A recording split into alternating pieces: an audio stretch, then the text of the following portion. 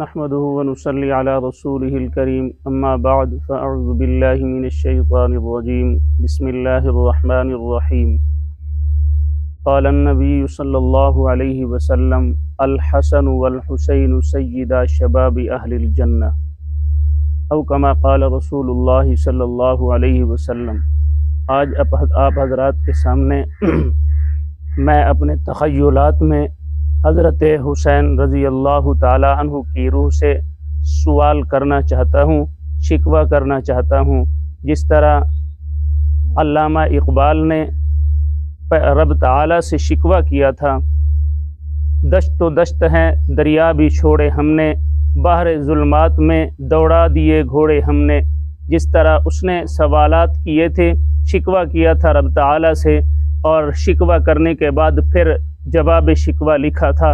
آج میں اپنے تخیلات میں حضرت حسین رضی اللہ تعالی عنہ کی روح سے شکوہ کرنا چاہتا ہوں۔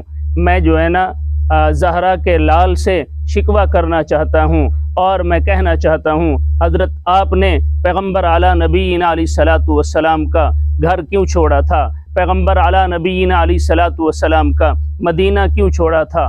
آپ نے اپنے نانا کا گھر کیوں چھوڑا تھا، جبکہ آپ وہاں سکون سے رہ رہے تھے اور سارا کچھ کر رہے تھے؟ پیغمبر اعلیٰ نبینا علیہ الصلوۃ والسلام کی مسجد نبوی میں عبادت کرنا آپ کے لیے آسان تھا، مسجد نبوی میں نمازیں پڑھنا آپ کے لیے آسان تھا، وہاں آپ نمازیں پڑھ رہے تھے، پیغمبر اعلیٰ نبینا علیہ الصلوۃ والسلام کا ساتھ تھا، اور جو ہے نا آپ نے یہ سارا کچھ آسائش آپ نے کیوں چھوڑی، اور آپ نے کربلا کا سفر کیوں کیا؟ آپ جو ہے نا اپنے گھر والوں کو لے کر کربلا کی طرف روانہ کیوں ہوئے تھے؟ یہ سارا آسائش و آرام آپ نے کیوں چھوڑا تھا؟ آپ نے یہ سب کچھ جو ہے نا جو آرام کا تھا وہ سارا کچھ آپ نے کیوں چھوڑا؟ پیغمبر اعلیٰ نبینا علیہ الصلوۃ والسلام کا مدینہ چھوڑ دیا، اپنا گھر چھوڑ دیا، سارا کچھ چھوڑ کر آپ کربلا میں کیوں چلے گئے تھے؟ تو روح حسین تڑپ کے جواب دیتی ہے، مولوی صاحب تیرا دماغ خراب تو نہیں ہو گیا؟ تو پاگل تو نہیں ہو گیا؟ تو دیوانہ تو نہیں ہو گیا؟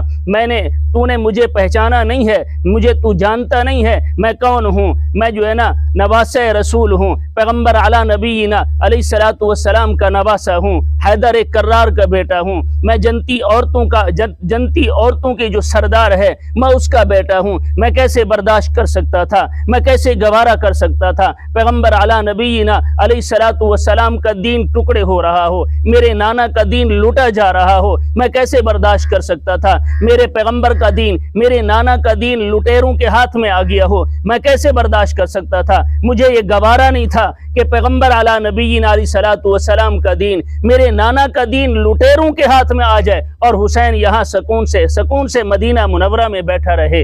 یہ مجھ سے گوارا نہیں ہو سکتا تھا۔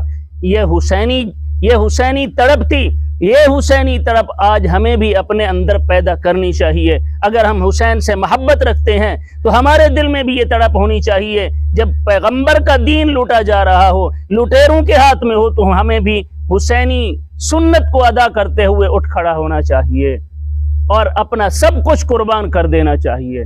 وما علینا الا البلاغ۔